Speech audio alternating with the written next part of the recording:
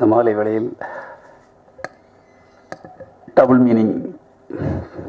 மீனிங்னாலே சிரிக்கிறாங்க அண்ணன். டபுள் மீனிங்னா அந்த மீனிங் இல்லைண்ணே, நிறைய மீனிங் இருக்குது. அந்த ஒரு மீனிங் மட்டும் கிடையாது.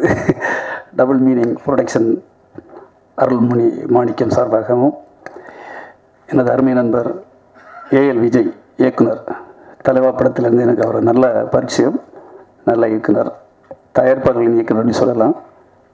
ஏஎல் விஜய் அவர்கள் சார்பாகவும், இங்கே ஆண்டனி சார் வந்திருக்காங்க எடிட்டரு, மற்றும் எனக்கு ரொம்ப பிடிச்ச ஹீரோ ஜிவி பிரகாஷ் அவர்களுக்கும், மற்றும் சுமன் சார், ராஜி சார் எல்லோருக்கும் நான் என்றும் உயராக நேசிக்கும் நண்பு பத்திரிகை நண்பர்களுக்கும் வணக்கத்தை தெரிவித்துக் கொள்கிறேன். இந்த படத்துக்கு எதுக்கடா சம்மந்தம் வந்திருக்காருன்னு எல்லோரும் நிறைய கேள்வி இருக்கோம். அண்ணன் தேவிமணி அண்ணன் கேட்டுகிட்டே இருந்தார். அண்ணன் சிரிக்கிறதுலேருந்தே தெரியுது. உங்களுக்கே தெரியுமே, வழக்கமாக சில படங்களுக்கு நம்ம ரிலீஸ் பண்ணி கொடுக்கும்போது சில நல்ல நண்பர்கள் சொல்லும்போது நான் இப்போவுமே தட்ட மாட்டேன். அதே போல் தான் எனக்கு நமது Arun sir, double meaning production Arun சாருடைய பழக்க வழக்கம் கிடைச்சது. ஒரு நல்ல நட்பாக எனக்கு தெரிஞ்சது. சினிமாவில் உண்மையிலே நிறைய பேர் நடிக்கிறதா தான் நம்ம பார்க்க முடியும். ரியலாகவே சிலருக்கு ஒரு சினிமா மேலே அவ்வளவு தாட்டு எப்படி இருக்குதுன்னு அவர்கிட்ட ஒரு மாதமாக பழகிட்டு இருக்கும்போது தான் தெரிஞ்சுது. ஏதாவது ஒன்று பண்ணணும். அவர் படித்ததெல்லாம் ஆஸ்திரேலியாவில் தான், நிறைய கற்றுக்கிட்டு இருக்கும்போது இப்படி இவருக்கு உள்ள ஒரு சினிமா இருக்குன்னா, இந்த படம் மட்டும் இல்லை, வாட்ச்மேன் எப்படி சார் செலக்ட் பண்ணா அவருக்கு ஒரு தாட் என்னன்னா, இந்த சில்ட்ரன்ஸு, குழந்தைகள், ஃபேமிலி, இந்த மாதிரி ஆடியன்ஸை கவர் பண்ணி தமிழில் ரெகுலராக படம் எடுக்க ஆட்கள் இல்லைன்னு அவருடைய எண்ணம். அதனால வரிசை அப்படி படம் எடுக்கணும். அடுத்த படம் கூட சைக்கோனி ஒரு படம், மிஸ்கின் சார் டைரக்ஷனில். அதுக்கு அடுத்த படம் பார்த்தீங்கன்னா இன்னொரு ஒரு பெக்யூலியரா மாயோன்னு ஒரு படம் இந்த குட்டி மனிதர்கள், பாம்பு, பேய், இந்த மாதிரி ஒரு டைப்பில் அது ஒரு பெக்யூலியர் தாட்டும்பாங்க இல்லையா. சினிமாவுக்கு இப்போ ப்ரொடியூசர்ஸ் கிடைக்கிறது ரொம்ப கஷ்டம். அதாவது பொதுவாக ப்ரொடியூசர்ஸ் கிடைச்சா டிஸ்ட்ரிபியூட்டர் கிடைக்க மாட்டாங்க, டிஸ்ட்ரிபியூட்டர் கிடைச்சா தியேட்டர் கிடைக்காது. இப்படி நிறைய ப்ராப்ளங்கள் இருக்குது. அப்படி இருக்கிற பட்சத்தில் இப்படிப்பட்ட ஒரு படத்தை எப்போ பண்ணலான்னு அவர் ஒரு 2 மாதத்துக்கு முன்னாலே என்கிட்ட கேட்டுட்டார் கிட்டத்தட்ட. அப்போ நான் சொன்னேன், சார் இதில் இருக்கிற ஒரே trump card A L Vijay sir எல்லாம் சூப்பர் ஸ்டாரையும் வச்சு பண்ணிட்டார், விஜய் சார் வச்சு பண்ணிட்டார், அஜித் சார் வச்சு பண்ணிட்டார், எல்லாரையும் வச்சு பண்ணிட்டார்.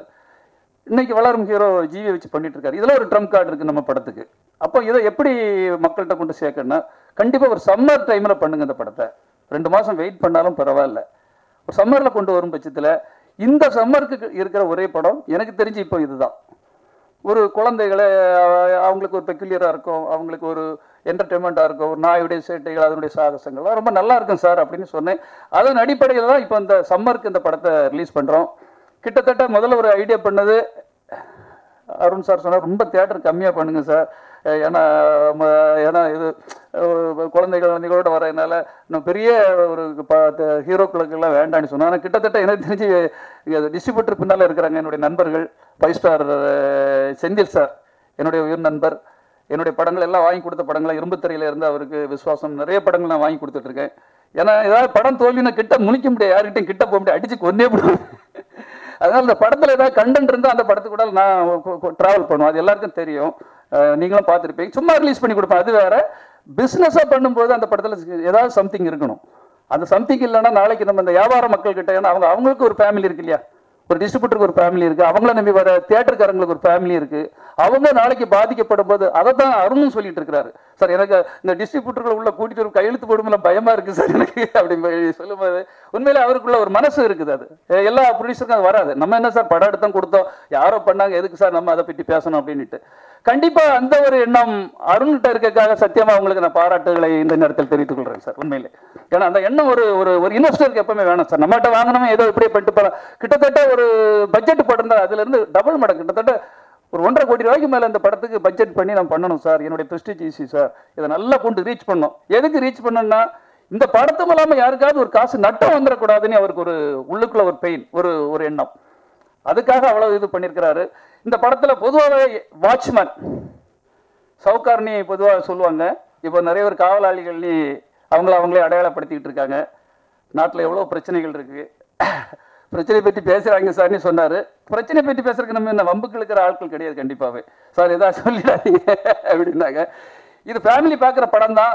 ஆனால் வாட்ச்மேன்னா ஒரு வாட்ச்மேன் மட்டும் கிடையாது நாட்டில். நாட்டை காவல் காக்கிறது யாரு? அப்பாக்கள். அப்பாக்கள் அவங்களுடைய பிள்ளைகளை ஒழுங்கா வாட்ச்மேன் அந்த வேலை பார்த்தா தான் அந்த பிள்ளைகள் நல்ல வாட்ச்மேனா இருப்பாங்க. ஒரு ஆசிரியர்கள் அந்த மாணவர்களை ஒழுங்கா வழி நடத்தணும், அவங்க ஒழுங்கான ஒரு வாட்ச்மேனா இருக்கணும். ஒரு அதிகாரிகள் அவங்க வேலை பார்க்குற இடத்துல ஒழுங்கா அந்த வேலைக்காரங்களை கரெக்டா வாட்ச் பண்ணி வாட்ச்மேன்.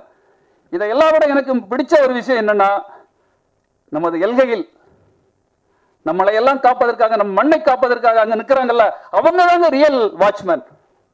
ஒவ்வொரு காரணம் சொல்லலாம். எந்த ஒரு விஷயத்துக்காக போராட்டம் பண்ணியிருக்காங்களா சொல்லுங்க? பேங்க்காரங்க போராட்டம் பண்ணியிருக்காங்க, டீச்சர்ஸ் போராட்டம் பண்ணியிருக்காங்க, டிரான்ஸ்போர்ட்காரங்க போராட்டம் பண்ணியிருக்காங்க, எல்லாருமே போராடுறாங்க. ஆனால் நமது நாட்டுக்காக உழைக்கின்ற, நமது மண்ணுக்காக நம்மளை பாதுகாக்கின்ற அந்த ராணுவத்தை சேர்ந்தவர்கள் மட்டும்தான் இதுவரை எதற்காகவும் போராடவில்லை என்பதை நாம் ஆணித்தரமாக பெருமையோடு சொல்லக்கூடிய ஒரு விஷயம். என்னை பொறுத்த மட்டும் அவர்கள் தான் ரியல் வாட்ச்மேன். நாமெல்லாம் அவங்கள நமக்கு நல்லது செய்வாங்கன்னுட்டு அரசியல்வாதிகளுக்கெல்லாம் ஓட்டு போட்டு அவங்கள நம்ம தேர்வு பண்றோம், சர்வீஸ் பண்றாங்கன்னு அவங்களை தேர்வு பண்ணி அவங்களுக்கு சம்பளம் கொடுக்கிறோம், லட்சக்கணக்கான சம்பளம், அத்தனை வசதிகளை பண்ணி கொடுக்கிறோம். நீங்கெல்லாம் எங்க நாட்டு மக்களை, எங்களை எல்லாம் நல்லா பாதுகாப்பீங்க, எங்களுக்கு ஒரு நல்ல வாட்ச்மேனா இருப்பீங்கன்னு நாங்க நினைக்கிறோம். யார் வாட்ச்மேனா இருக்கிற இன்னைக்கு? வாட்ச்மேன் யாருமே கிடையாது. வாட்ச் மணி மேன் அவ்வளவு வரும். ஒவ்வொருத்தரும் மணி எப்படி கலெக்ட் பண்ணலாம், எப்படி செலக்ட் பண்ணலாம், அப்படிதான் இருக்கிறாங்க. என்ன ஒரு நாடு இது?